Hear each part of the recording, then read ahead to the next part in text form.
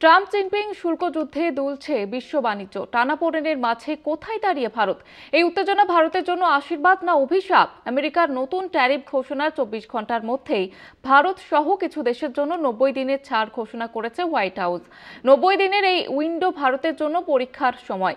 এই সময়ে সিদ্ধান্ত নিতে হবে ভারত কি চুপচাপ থাকবে নাকি শুল্ক যুদ্ধের মাঝখানে দাঁড়িয়ে তৈরি করবে নিজের নতুন রোডম্যাপ। বিশ্ব অর্থনীতির দুই মহাশক্তির সংঘাতে আবার কাঁপছে বাজার। যুক্তরাষ্ট্র চীনের মধ্যে ফের শুরু হয়েছে নতুন করে ট্যারিফ যুদ্ধ।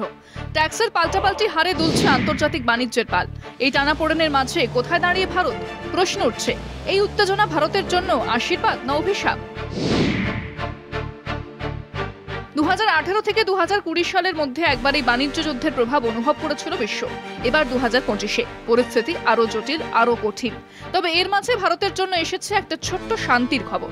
আমেরিকার নতুন ট্যারিফ ঘোষণার 24 ঘন্টার মধ্যেই ভারত সহ কিছু দেশের জন্য 90 দিনের ছাড় ঘোষণা করেছে হোয়াইট হাউস।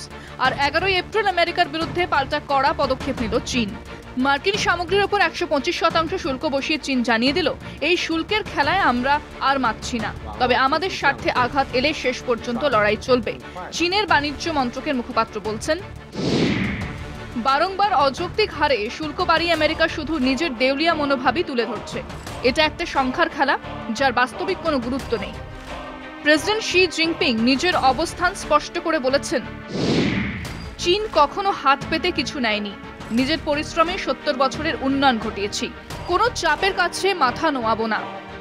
এই অবস্থান ভারতের কূটনীতির সঙ্গে তুলনা করলে ফারাক চোখে পড়ে। সাম্প্রতিক বছরগুলিতে আমেরিকার সঙ্গে দ্বিপাক্ষিক সম্পর্কে ভারত প্রায় সর্বদা রক্ষণাত্মক থেকেছে।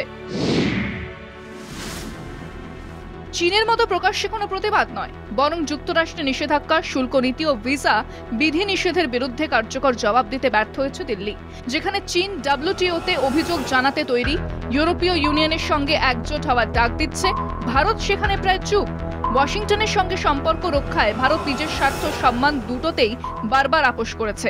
শি জিনপিং আগামী সপ্তাহে ভিয়েতনাম, মালয়েশিয়া ও কম্বোডিয়া সফরে যাচ্ছেন, যাতে আঞ্চলিক জোটবদ্ধতা আরও সুদৃঢ় হয়। ভারতের ক্ষেত্রে এমন তৎপরতা বা বিকল্প কৌশল প্রায় অনুপস্থিত। এই লড়াইয়ে সরাসরি না থাকলেও ভারত রয়েছে এই দুই পক্ষের মাঝখানে, কারণ ভারতের উৎপাদন খাত এখনো চীনা কাঁচামালের ওপর অনেকটাই নির্ভরশীল। ইলেকট্রনিক্স এবং ওষুধ শিল্পে চীনা উপকরণের ওপর নির্ভরতা প্রবল। ব্যাটারি, সেমিকন্ডাক্টর, ডিসপ্লে প্যানেল থেকে শুরু করে API আসে চীন থেকে। শুল্ক যুদ্ধ যত গভীরে যাবে, ভারতের উৎপাদন খরচও তত বাড়বে। যদিও এদিকে শঙ্কা বাড়ছে, অন্যদিকে ভারত আমেরিকার মধ্যে এখন বাণিজ্য চুক্তির আলোচনায় গতি এসেছে। 2030 সালের মধ্যে দুদেশের মধ্যে $500 বিলিয়ন বাণিজ্যের লক্ষ্যমাত্রা নেওয়া হয়েছে।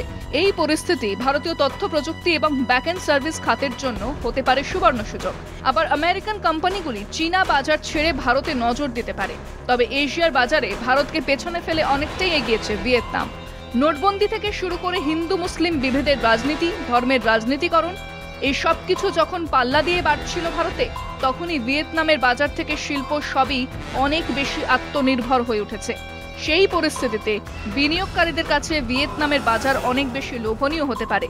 আর চীন আমদানির থেকে রফতানি বেশি করায় চীনের জন্য মার্কিন শুল্কের প্রভাব যতটা ভয়ানক বলে মনে করছে ট্রাম্প প্রশাসন, তার চেয়ে অনেক বেশি ক্ষতিগ্রস্ত হবে মার্কিন সংস্থাগুলোই। তাই এত সহজে চীনের বাজার ছেড়ে চলে আসবে বহুজাতিক সংস্থাগুলো, এমন ভাবার কোনো কারণ থাকছে না। ভারতে কিন্তু সব সেক্টরের জন্য দিন সমান নয়। ভারতের ইস্পাত ও অটো শিল্প নতুন চ্যালেঞ্জের মুখে। ফার্মাসিউটিক্যাল কোম্পানিগুলো ক্ষতির মুখ দেখতে পারে বলে আশঙ্কা। IMF ইতিমধ্যেই হুঁশিয়ারি দিয়েছে, এই যুদ্ধ বিশ্ব GDP-র 0.5% ক্ষতি করতে পারে। এই যুদ্ধের প্রভাব সরাসরি পড়বে মানুষের জীবনে, কর্মসংস্থানে ও অর্থনৈতিক স্থিতিশীলতায়। 90 দিনের এই উইন্ডো ভারতের জন্য এক পরীক্ষার সময়।